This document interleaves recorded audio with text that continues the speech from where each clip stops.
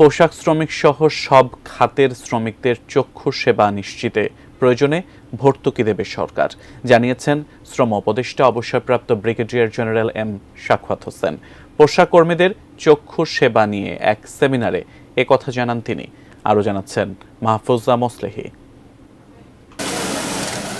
দেশের রপ্তানি আয়ের সিংহভাগই আসে পোশাক খাত থেকে, কিন্তু কর্মক্ষেত্রে তাদের স্বাস্থ্যসেবার উন্নত ব্যবস্থা নেই। বরং সেবা নেওয়ার প্রয়োজন হলে কখনো কখনো চাকরি হয়ে ওঠে ঝুঁকিপূর্ণ।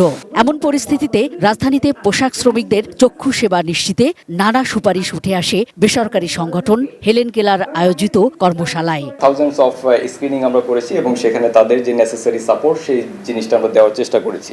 এবং এটা one of the pilot project. আমরা দেখার চেষ্টা করেছি যে আসলে আমরা যদি ফ্যাক্টরিগুলোর যে হেলথ ফ্যাসিলিটি আছে সেখানে যদি আমরা আই হেলথটাকে ইন্টিগ্রেট করতে পারি, তাহলে হয়তো তাদের যে প্রোডাক্টিভিটি এবং তাদের যে লাইভলিহুড এবং তাদের যে লাইফস্টাইল এটা ইমপ্রুভ করবে। এই চশমার যে দাম, এটা তো আসলে এই ডিউটিটা যদি আমি এখানে কি ডিউটি আরোপ করে আমি কি সরকারের রেভিনিউ ইনকাম করব, নাকি মানুষকে অ্যাফোর্ডেবল প্রাইসে আমার এটা একটা বেসিক একটা বিষয় আমি তাকে সাপোর্ট দেব।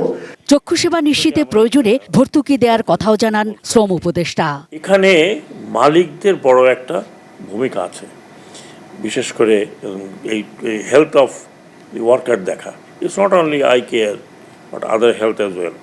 একটা স্টেবিলিটি ফিরিয়ে আনা এবং কর্ম পরিবেশকে যত ভালো করা যায়। Mahfuza Moslehi, ATN news, Dhaka.